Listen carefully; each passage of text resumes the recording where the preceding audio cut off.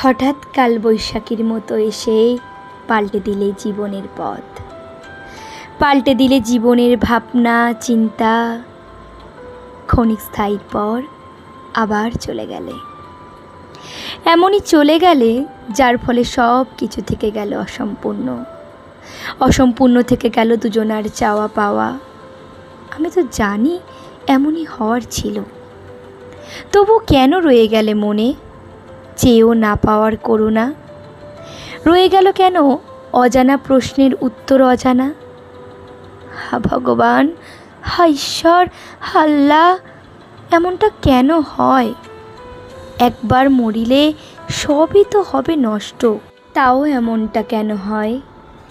কেন গড়ে মানুষের মন, কেনই বা ভাঙে তা? কেনই বা ভালোবাসে মানুষ, কেন বাসে না? একবার মরিলে সবই তো হয় নষ্ট, তাও মানুষ কেন বোঝে না?